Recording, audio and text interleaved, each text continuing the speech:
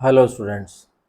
आज हम लोग बात करेंगे प्रैक्टिकल डिफरेंशिएटर की। जैसा कि हम लोगों ने पिछले लेक्चर में बेसिक डिफरेंशिएटर के बारे में पढ़ा था, तो उसमें लास्ट में मैंने देखिए आपको बताया था कि देखिए बेसिक डिफरेंशिएटर में कुछ प्रॉब्लम्स आती हैं, ठीक है, एट हाई फ्रीक्वेंसीज। तो उन प्रॉब्लम्स को ओवरकम करने के लिए, उन प्रॉब्लम्स को दूर करने के लिए हम लोग क्या करते हैं, हम लोग प्रैक्टिकल डिफरेंशिएटर का यूज़ करते हैं। प्रैक्टिकल डिफरेंशिएटर, ठीक है। जो हाई फ्रीक्वेंसी सिग्नल में जो प्रॉब्लम आती है डिफरेंशिएट करने में हाई फ्रीक्वेंसी पे, उन उन प्रॉब्लम्स को दूर, क्या प्रॉब्लम होती है वो सब लोग प्रीवियस लेक्चर में डिस्कस कर चुके हैं। आप लोग उसको रिफ़र कर सकते हैं। तो उन प्रॉब्लम्स को दूर करने के लिए हम लोग प्रैक्टिकल डिफरेंशिएटर का यूज़ करते हैं। तो प्रैक्टिकल डिफरेंशिएटर में देखिए क्या होता है कि इसमें जो हम सर्किट में जो चेंज लाते हैं वो देखिए, इसका सर्किट डायग्राम पहले आप ड्रॉ कीजिए, तब आपको क्लियर होगा। ये मान लीजिए ऑप एम्प हो गया, ये एज यूजुअल जैसे हम लोग आउटपुट लेते हैं, यहाँ पे आउटपुट आएगा। ये इसका इन्वर्टिंग टर्मिनल, ये नॉन इन्वर्टिंग टर्मिनल, ठीक। तो नॉन इन्वर्टिंग टर्मिनल को हमने ये कंपेरिजन रेजिस्टेंस, इसको जैसे ग्राउंड करते, ये हो गया आर कॉम, ठीक। अब इन्वर्टिंग टर्मिनल में क्या होता है कि यहाँ पे जैसे अभी हमने पिछले उसमें देखा था, यहाँ पे हम लोग अपना इनपुट सिग्नल अप्लाई करते हैं जिसको हमें डिफरेंशिएट करना है, ठीक है। अब प्रैक्टिकल डिफरेंशिएटर केस में हम क्या करते हैं कि अच्छा, इसके बाद यहाँ पे क्या रहता है, एक कैपेसिटर लगा रहता है और ये इधर चला जाता है, ठीक। ये हो गया R1 C1।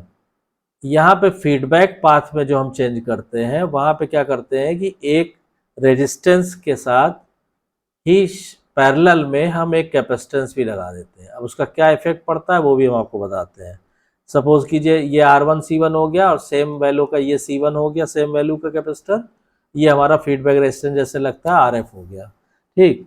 अब ये जो हमारा प्रैक्टिकल डिफरेंशिएटर का सर्किट है, तो इस पे हमको क्या मिलेगा, V0 बराबर यहाँ पे हमको मिलेगा माइनस का RF C1 और d/dt ऑफ Vin, ठीक। ये प्रैक्टिकल डिफरेंशिएटर का सर्किट है। इसमें क्या होगा कि जो प्रॉब्लम हम लोग की अनस्टेबिलिटी की प्रॉब्लम थी और हाई फ्रीक्वेंसी नॉइज की प्रॉब्लम थी, ठीक है, वो इसमें जो हम लोगों ने पिछले वीडियो में पढ़ा था, एक तो हाई फ्रीक्वेंसी पे सर्किट अनस्टेबल हो जा रहा था और दूसरा हाई फ्रीक्वेंसी पे नॉइज भी हाई हो जा रही थी, ठीक है, डिस्टॉर्शन हो जा रहा था आउटपुट पे। ये दोनों प्रॉब्लम्स दूर हो जाती है प्रैक्टिकल डिफरेंशिएटर का सर्किट यूज करने से। इसमें क्या होता है कि two components R1 and CF have been added to the basic differentiator circuit. यहाँ पे हम ये एक R1 बढ़ा देते हैं और यहाँ पे ये जो है CF। तो ये इस R1 और CF को लगाने से क्या होता है कि ये दोनों प्रॉब्लम हम लोगों की दूर हो जाती है, ठीक है। क्यों? क्योंकि देखिए, due to reduction in Xc1 at high frequencies, the gain of the basic differentiated increases drastically, ठीक है। ये पिछले हमने लोगों ने उसमें देखा था कि Xc1 बराबर क्या होगा, एक तरह से ओमेगा C1 हो गया, ठीक। अब ओमेगा क्या होता है, 1/, समझ के देखिए, 2πfc1 हो गया। अब हाई फ्रीक्वेंसी पे क्या होगा, Xc1 की वैल्यू कम होगी और Xc1 की वैल्यू कम होगी तो गेन क्या होता है, गेन जो है वो ड्रास्टिकली इंक्रीज, मतलब उतनी तेजी से नहीं करना, ड्रास्टिकली इंक्रीज कर जा रहा था, ठीक। ये प्रॉब्लम थी। तो इसको स्टेबलाइज करने के लिए क्या किया, हमने एक रेजिस्टेंस लगा दिया यहाँ पे, ये R1, ठीक, इन सीरीज विथ C1। इसमें क्या होगा, this will control the amount of increase in gain at high frequency. तो ये R1 जो है इस ड्रास्टिक इंक्रीज को कंट्रोल कर लेता है, ठीक। अगर ये R1 नहीं लगा होगा तो क्या होगा, the gain of differentiator will be so high at high frequencies that the noise will completely override the signal. ये पॉइंट हम लोग पिछले लेक्चर में पढ़ चुके हैं कि अगर R1 यहाँ पे नहीं होगा तो क्या होगा, गेन इतना ज्यादा होगा कि जो नॉइज है वो सिग्नल को ओवरराइड कर जाएगा। मतलब जो हमें आउटपुट सिग्नल चाहिए था उसको कंप्लीटली ओवरराइड करके नॉइज हमको ऑब्टेन होगा। ठीक, तो पहली चीज तो ये हो गई। अब उसके बाद क्या कह रहा है कि the resistor R comp has been used for bias compensation.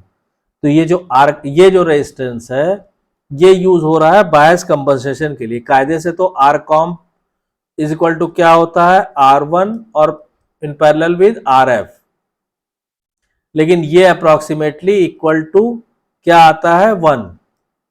ठीक है, क्यों? क्योंकि RF जो है वो आपका ग्रेटर देन होता है R1 के।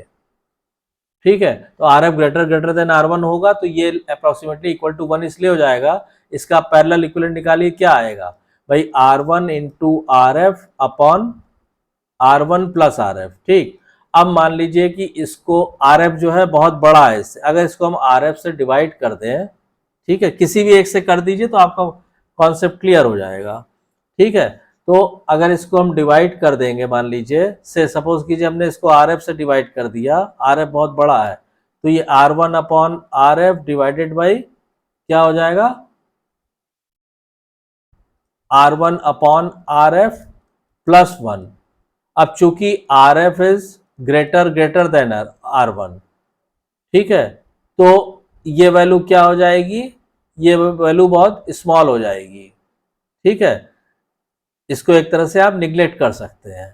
ठीक, तो जब आप निग्लेक्ट कर सकते हैं तो ये अप्रोक्सीमेटली इक्वल टू 1 आ जाएगा। ठीक, अगर मान लीजिए इसको आप नहीं इंटरटेन करना चाहें तो आप सिंपली ये याद रख सकते हैं कि R1 parallel combination of RF ये R कॉम्प होता है, और चूंकि RF की वैल्यू बहुत ज्यादा होती है इससे, किससे, R1 से, तो हम इसको अप्रोक्सीमेटली इक्वल टू 1 मान सकते हैं। ठीक, अब इसके बाद क्या होगा कि अगर हम इनपुट आउटपुट वेवफॉर्म की बात करें कि कैसा वेवफॉर्म आएगा इनपुट आउटपुट का प्रैक्टिकल डिफरेंशिएटर के केस में, तो ये आप देखेंगे कि इनपुट आउटपुट वेवफॉर्म जैसा बेसिक के केस में आया था वैसे ही आएगा। मान लीजिए हमने कहा कि इनपुट हमने लिया, ये सपोज कीजिए ये क्या है, ये हमारा इनपुट है, तो प्रैक्टिकल डिफरेंशिएटर का जो आउटपुट आएगा वो ऐसे ही आएगा। ठीक, उसमें कोई चेंज नहीं आना, अपना ये आप मेंशन कर लीजिएगा 0 पाई 2 पाई एंड सो ऑन। ऐसे ही मान लीजिए हमने स्क्वायर वेव पल्सेस का इनपुट दिया, सपोज कीजिए ऐसे, तो जो आउटपुट आएगा ये इनपुट हो गया, ये आउटपुट हो गया, ये फिर आउटपुट यहाँ ड्रॉप। तो जहां पे जैसे जैसे कि हमने प्रीवियस कल वाले लेक्चर में बताया था कि जहां पे ये वैल्यू चेंज कर रहा है, मतलब देखिए यहाँ पे ये एरिया जहां 0 से 1 हो रहा है, जो भी एम्पलीट्यूड है इसका ए हो रहा है, फिर यहां से हायर से लोअर जा रहा है, मतलब ये एरिया, फिर ये टाइम इंटरवल, फिर ये टाइम इंटरवल, इन पे क्या होगा कि स्पाइक्स जनरेट होंगे। ठीक है ना, इन पे स्पाइक्स जनरेट होगा, मतलब अगर इसकी हम वेवफॉर्म बनाए तो देखिए इस पोर्शन में वेवफॉर्म आएगी ऐसे, फिर ऐसे चलेगी, फिर यहां मान लीजिए हाई हो गई वैल्यू, फिर यहां स्पाइक आएगी ऐसे, फिर यहां लो हो गई वैल्यू, फिर स्पाइक आएगी ऐसे, इस तरह इसका आउटपुट आएगा। ठीक है ना, तो इस तरह से इनपुट आउटपुट वेवफॉर्म आपको प्रैक्टिकल डिफरेंशिएटर की आप ऑब्टेन कर सकते हैं। इसमें जैसे आप मान लीजिए यहाँ पे ये क्या है, ये हमारा साइन वेव है, तो ए साइन वेव इनपुट प्रोड्यूसेस ए निगेटिव कॉसाइन वेव, तो ये क्या है, ये निगेटिव कॉसाइन वेव आपको मिलेगा। ठीक है, ऐसे ही ये जो स्क्वायर वेव इनपुट आप यहां पे दे रहे हैं, स्क्वायर वेव इनपुट, तो यहां पे आपको क्या मिलेगा, आपको पॉजिटिव एंड निगेटिव स्पाइक्स मिलेंगे। ठीक है, और वैसे भी आप ये देखिए कि इसमें जैसे हमने ये जो वेवफॉर्म ड्रॉ किया हुआ है, तो यहाँ साइन वेव हम दे रहे हैं तो हमें negative cos sine wave output में मिल रहा है, यहाँ हम स्क्वायर वेव दे रहे हैं तो हमको पॉजिटिव और निगेटिव स्पाइक्स मिल रहे हैं। तो ये इस तरह से हम इनपुट और आउटपुट वेवफॉर्म किसी प्रैक्टिकल डिफरेंशिएटर की डिस्कस कर सकते हैं। ठीक है, अब आती है बात expression of output voltage. Expression of output voltage, तो आउटपुट वोल्टेज सेम होगा जैसा आपका बेसिक या आइडियल डिफरेंशिएटर के केस में था, मतलब कि जो हम लोग का वी नॉट बराबर कितना आया था आइडियल या बेसिक केस, माइनस का R F C1 d by d t of V in, इसमें कोई चेंज नहीं होगा। अब उसके बाद एक जो इंपॉर्टेंट चीज है वो आपको पता होना चाहिए, कंडीशन फॉर प्रॉपर डिफरेंशिएशन, मतलब कौन सी कंडीशन होगी जब हमारा डिफरेंशिएशन एकदम परफेक्ट होगा, प्रॉपर होगा। तो ये आप ध्यान रख सकते हैं कि जब इनपुट सिग्नल का टाइम पीरियड ये टी क्या है, इनपुट सिग्नल का टाइम पीरियड है, जब इनपुट सिग्नल का टाइम पीरियड ग्रेटर होगा या इक्वल होगा किसके, आर एफ C1 के, तब प्रॉपर डिफरेंशिएशन होगा। तो ये चीज आपको ध्यान रखने वाली है। तो जो बेसिक डिफरेंशिएटर में जो भी प्रॉब्लम थी, जो भी प्रॉब्लम हाई फ्रीक्वेंसी सिग्नल पे आ रही थी, वो सारी प्रॉब्लम इसके अंदर दूर कर ली जाती है। ठीक है, इसीलिए प्रैक्टिकल डिफरेंशिएटर का मैक्सिमम जगह पे यूज होता है। अब इसके कुछ हम लोग जो है एडवांटेज की बात कर लेते हैं।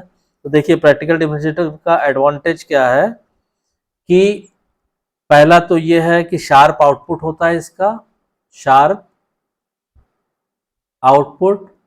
सेकेंड एडवांटेज क्या है इसका gain can be controlled, gain can be controlled. Third क्या है, शार्प फ्रीक्वेंसी रिस्पॉन्स होता है इसका, शार्प फ्रीक्वेंसी रिस्पॉन्स। तो ये इसके मेन एडवांटेज है प्रैक्टिकल डिफरेंशिएटर के। अब जब एडवांटेज होंगे तो कुछ ना कुछ डिसएडवांटेज भी होगा। तो डिसएडवांटेजेस क्या है प्रैक्टिकल डिफरेंशिएटर के, वो होते हैं आपका, पहला तो ये है कि this circuit is badly affected by noise. इसको आप ऐसे ही लिख सकते हैं, this circuit is badly affected by noise signal से ये बहुत ज्यादा इफेक्ट होता है। सेकंड क्या है आपका, लेस स्टेबल होता है, लेस स्टेबल। ठीक है, लेस स्टेबल होगा तो उसका कॉन्सिक्वेंस क्या होगा कि देयर इज पॉसिबिलिटी ऑफ क्या, ऑसिलेशन। ठीक, थर्ड डिसएडवांटेज क्या है, gain increases with increase in frequency, gain increases with increase in frequency, frequency के साथ साथ गेन भी बढ़ता है।